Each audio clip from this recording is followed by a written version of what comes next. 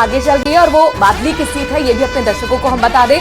तो बीजेपी 45 सीटों पर लीड बनाए हुए है, 66 सीटों के रुझान आ चुके हैं 70 में से। और ये जाहिर तौर पर मुझे लगता है कि बीजेपी से एक मदन प्रजापति आपकी तरफ से एक टिप्पणी हो जाए, क्या लग रहा है कि एग्जिट पोल के अनुमान सटीक साबित होने वाले हैं? बिल्कुल, एग्जिट पोल के अनुमान सटीक साबित भी होंगे और दिल्ली की जनता जो त्रास थी पिछले सालों से वो भी अब जो है सुकून लेंगी और विकास जो है वो पटरी पर चलेगा। अब झूठ की राजनीति नहीं होगी, फरेब की राजनीति नहीं होगी, भ्रष्टाचार की राजनीति नहीं होगी। अंतिम पंक्ति में बैठे हुए व्यक्ति के लिए जो है वो अवसर खुलेंगे और उसको मुख्य धारा में आने का जो है अवसर मिलेगा। यही भारतीय जनता पार्टी की लाइन है।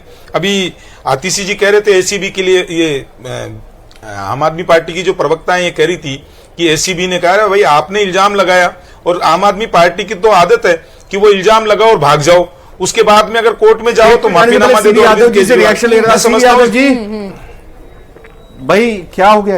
ये एक ही सीट है, आप तो बहुमत कह रहे थे हमारा आएगा, ए पार्टी, ए टीम, बी टीम, फिर से खेल हो गया क्या? ईवीएम ने कर दिया जी।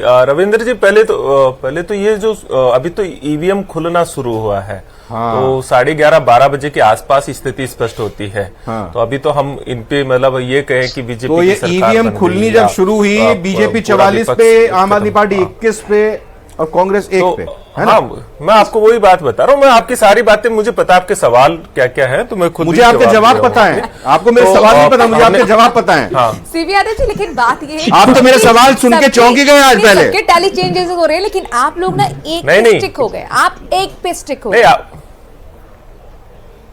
वो तो बनू अच्छी बात है ना, हैट्रिक में बन रही है। पोस्ट जो है उसके भीतर जो है सीटों का कन्वर्जन होता है ना, वो फिर अलग तरह से होता है। लेकिन अगर भारतीय जनता पार्टी अकेले चुनाव लड़े तो समझ में आए, रेफरी इनकी साइड में हो जाए तो फिर क्या हो। ये एक बड़ी विडंबना है इस देश की कि रेफरी खुलेआम, अब तो आंखों की शर्म भी नहीं बची हुई, खुलेआम ही वो बिल्कुल एक पार्टी के साथ में एक टीम के साथ खड़ा हो जाता है और कहता मैं उनकी तरफ से चुनाव लड़ रहा हूँ। मैच खेलते भी है, स्थिति है, रेफरी को भी कोसते हैं, मत खेलिए मैच। ये भाई आप नहीं, ये भी स्थिति आएगी, ये भी स्थिति आएगी। हम लोग जो है अभी कुछ नहीं है कि दिल्ली में हमारे कार्यकर्ताओं ने बहुत जुनून और शिद्दत के साथ काम किया है और जनता ने भी भरपूर आशीर्वाद दिया है। जनता को भ्रष्टाचार और विकास का मॉडल चुनना था, तो उन्होंने प्रधानमंत्री श्रीमान नरेंद्र मोदी के नेतृत्व को सलाम किया है और ये जीत हमारे राष्ट्रीय नेतृत्व की, माननीय प्रधानमंत्री के काम की जीत है, होगी, जो मुझे ऐसा लगता है।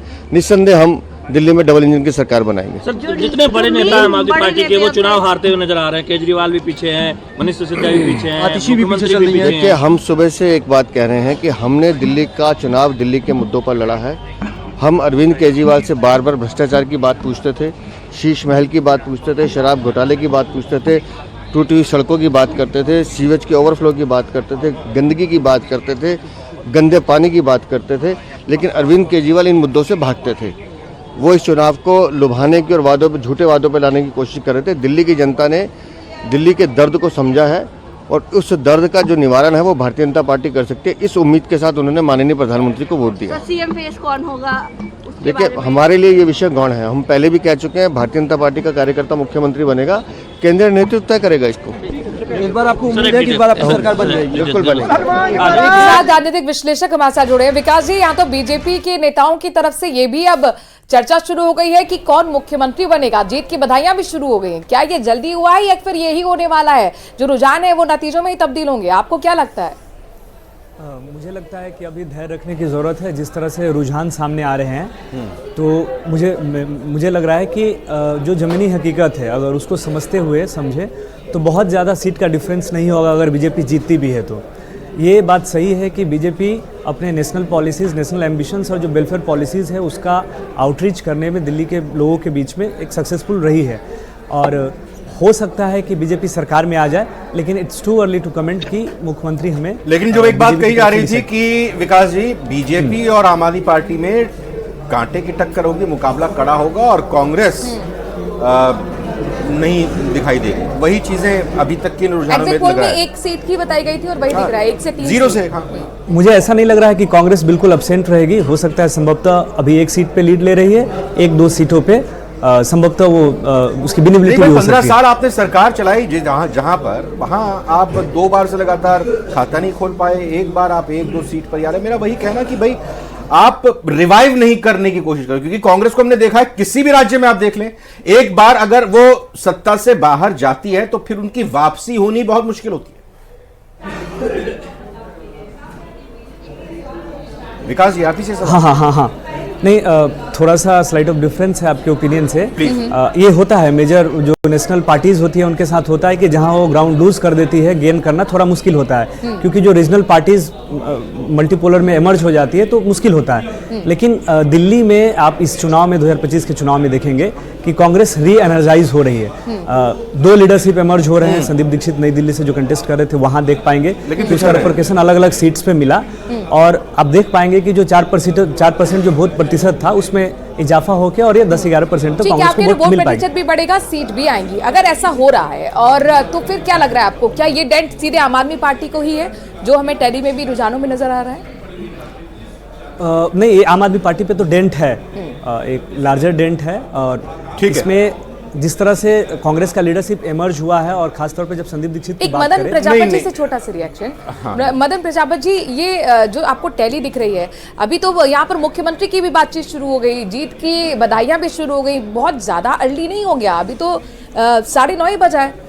लड्डू के कहीं ऑर्डर तो नहीं दे दिया आप लोगों ने? नहीं, अर्ली नहीं है, ये छोटा राज्य है, कम सीटें हैं यहाँ पे, जो पूरा पिक्चर ही 12 बजे तक क्लियर हो जाएगी।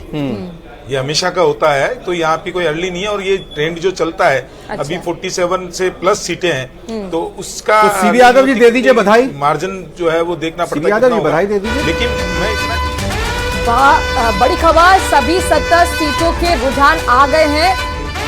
दिल्ली की सभी 70 सीटों के रुझान आ गए हैं। इसमें आम आदमी पार्टी 23 पर आगे है, तो वहीं बीजेपी 46 पर आगे है। 46, जी हाँ बिल्कुल, एकदम डबल, यानी 23 सीटें इधर हो गई आम आदमी पार्टी की रुझानों में, और उससे दुगुनी सीटें बीजेपी प्लस बहुमत में रुझानों में लाती दिखाई दे रही है। कांग्रेस एक ही सीट पर आगे यहाँ पर। बहुत बड़ा अंतर है रविंदर जी, ये बहुत बड़ा अंतर है।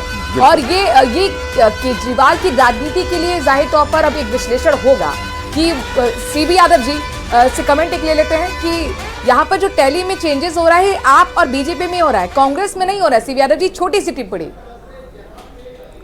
नहीं, बहुत बड़ा चेंज हो रहा है। आप देखिए, पिछली बार हम 4% थे, अब 15% से ऊपर हमारा वोट शेयरिंग बढ़ रहा है। तो मैं वही कह रहा हूँ, first past the post system में सीटों में कन्वर्जन फिर एकदम से होता है। लेकिन हम मजबूती से बढ़े, हमारी संगठनात्मक कमजोरियां रही है जिसकी हम समीक्षा भी कर रहे हैं, मजबूत भी कर रहे हैं, लेकिन निश्चित तौर पर हमने वहां दिल्ली में वापसी की, और अब आने वाले समय में कांग्रेस ही वहां। बहुत अच्छी बात कही, 4% से 15%। आशुतोष रावत जी, 4% से 15%, क्या आम आदमी पार्टी की लुटिया अगर डूबती है ये एक बड़ा कारण?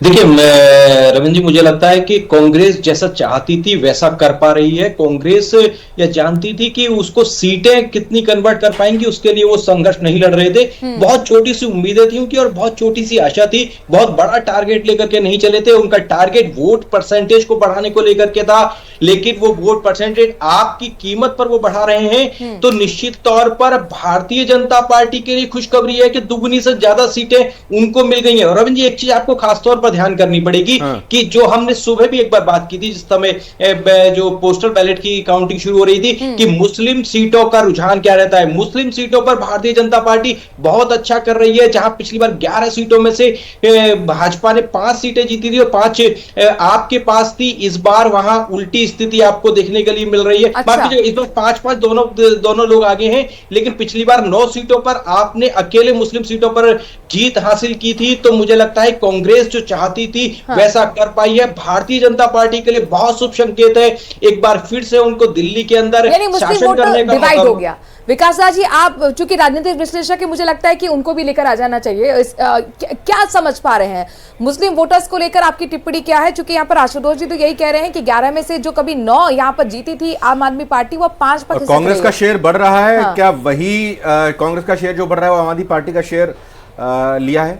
मतलब मुस्लिम वोटर क्या अब कांग्रेस की तरफ शिफ्ट हुआ और उसका ही डेंट है ये आम आदमी पार्टी के लिए? आदमी पार्टी के साथ ही इंटैक्ट है, क्योंकि एक मुस्लिम वोटिंग साइकोलॉजी में ये भी है कि जब तक उनको ये नहीं लगता है कि जो बीजेपी को डिफीट कर पाएगी तब तक वो जनरली स्विच नहीं कर पाते हैं। लेकिन कुछ कुछ पर्टिकुलर सीट्स है जिसको हमको कैटेगोरिकली देखना पड़ेगा। बाय एंड लार्ज आपके साथ ही इंटैक्ट है मुस्लिम वोटर्स। हुदा जी, भाई बीजेपी में तो अब कौन मुख्यमंत्री बनेगा ये सवाल पूछे जाने लगे हैं। अब हम आपसे सवाल पूछ लेते हैं कि भाई नेता प्रतिपक्ष कौन होगा, क्योंकि भाई मुख्यमंत्री, पूर्व उप मुख्यमंत्री सभी पिछड़ते हुए नजर आ रहे हैं। तो अब जरा बता दीजिए, अब आपका एक नया चेहरा होगा जो नेता प्रतिपक्ष होगा, कौन होगा वो? देखिए, अरविंद केजरीवाल जी इस पार्टी के नेशनल कन्वीनर हैं, चौथी बार मुख्यमंत्री बनेंगे वो। अगेन मैं वही बात रिपीट कर रही हूँ, बहुत